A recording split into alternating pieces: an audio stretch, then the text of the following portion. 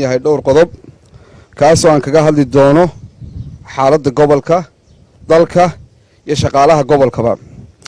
waxa ayaan darro ah in maamulka madaarada uu garan waayo shaqadiisii loo igmaday ee uu qaranka u hayay. waxa ayaan darro ah inuu ka shaqeeyo nabadgelyo darrada iyo kicinta bulshada ku nool magaalada Berbera.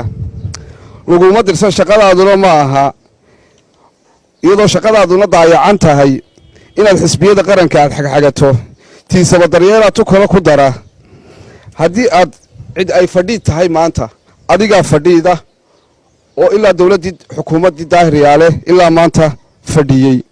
isbeddelkuna wuxuu ka bilaamayaa shakhsiyaddaada in lagu beddelo oo sunnaha dowladnimada ayaa ah in xilku meerta yahay. kicinta iyo nabadgelyo darrada aad kicinaysid bulshada magaalada Berbera ku nool waa wixii ka yimaada ama dhibtii ka timaada adiga ayaa ka mas'uula. markaad leedahay Berbera saami ayay u heshay 10% ku cadee xeer, ku cadee xigmad, ku cadee sababtaad ku keentay. 1 Agosto waxaad magacaawday 7 agaasimo waaxeed, 2 madax qaybeed, 1 maamule iyo 1 maamule ku xigeen oo ka howlgelaya madaarka magaalada Hargeysa. ma jiro hal qof oo deegaan ahaan ka soo jeeda gobolka Saaxil ama degmadiisa Berbera.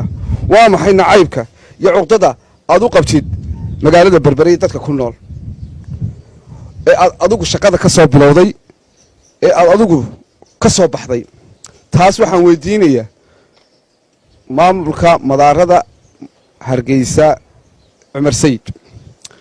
waxa ayaan darro kaloo iyo ceeb ah in shirkaddii DB World ay qaadato ka dhex qorato magaalada Berbera shaqaale ajnabi ah, kuwaas oo markiiodii hore ka shaqaynayay kula yimi fiisayaal shafa annahda oo shirkadda shafa annahda ay keensantay. waa ayaan darro weyn in iyadoo shaqaalihii muwaadiniinta ahay weli internship ku shaqaynayaan in ardaydii jaamacadda ajnabi la qaato. waxaan halkan ku caddaynayaa ninka ajnabiga ah ee la qaatay warqadiisuu iskaga resign gareeyey ee xaaladiisa caafimaad oo uu kaga tegay shafa annahda ay taa tahay. maalintuu ka tegayey waa tan warqaddii iyo xafladdii sagootinta waa tan. maanta DB World waa ku ceeb inay isla 7 gudaheed ay keensato oo ay u samaysay ka dhigto head sectionka safety and health.